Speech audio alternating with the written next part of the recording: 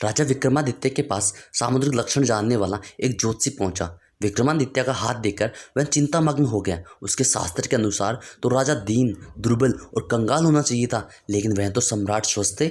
लक्षणों में ऐसे विपरीत स्थिति संभव उसने पहली बार देखी थी। ज्योतिषी को दशा देकर विक्रमादित्य उसकी मनोदशा समझ गए और बोले कि बाहरी लक्षणों से यदि आपको संतुष्टि न मिली हो तो मैं छाती चीर कर दिखाता हूँ कि भीतर के लक्षण भी मेरे देख लीजिए। इस पर ज्योतिषी बोला, नहीं महाराज, मैं समझ गया कि आप निर्भय हैं, पुरुषार्थी हैं, आप में पूरी क्षमता है, इसलिए आपने परिस्थितियों को अनुकूल बना लिया है और भाग्य पर विजय प्राप्त कर लिया है। यह बात आज मेरी भी समझ में आ गई है कि युग मनुष्य को नहीं जानता, बल्कि मनुष्य युग का निर्माण करने की क्षमता रखता है, यदि उसमें पुरुषार्थ हो, क्योंकि एक पुरुषार्थ मनुष्य ही हाथ की लकीरों को बदलने की सामर्थ्य रखता है। एड रॉबर्टसन ने कहा, it is not the situation which make the man, but the man make the situation, the cell may be a free man, the monarch may be a self. अर्थात स्थिति व दशा मनुष्य का निर्माण नहीं करते, यह तो मनुष्य है जो स्थिति का निर्माण करता है। एक दास स्वतंत्र व्यक्ति हो सकता है और सम्राट एक दास बन सकता है। उपरोक्त प्रश्न से हमें यही प्रकाश मिलाते हैं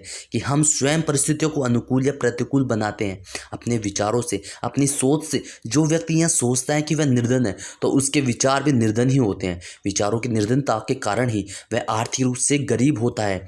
यह गरीबता उसे इस कदर लाचार कर देती है कि उसे धरती पर बिखरी संपन्नता नजर नहीं आती। नजर आते हैं सिर्फ संपन्न लोग, उसके ठाट बाट, शानो शौकत, जो उसे बुरे लगते हैं, जबकि उनसे प्रेरणा लेकर वह भी संपन्न होने की कोशिश कर सकता है। अतः जरूर है कि अपनी सोच में बदलाव लाने की, मन की स्थिति जीतो, उन्हें हराओ। उनकी दृढ़ इच्छा शक्ति मनुष्य को विवश कर देती है कि वह किसी भी परवाह किए बिना अपने काम को जी जान से पूरा करे, अपनी सामर्थ्य से उस काम को पूरा करे।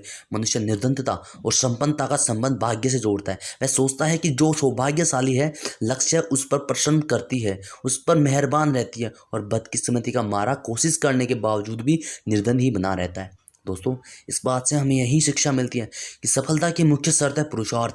पुरुषार्थ करने से ही सार्थक जीवन बनता है। केवल भाग्यवादी रहकर नहीं, भाग्य तो अतीत में किए गए कर्मों के संचित फलों का भूल है, जो मनुष्य को सुख दुख के रूप में भोगने को मिलते हैं, और वे फल भोगने के बाद क्षीण हो जाते हैं।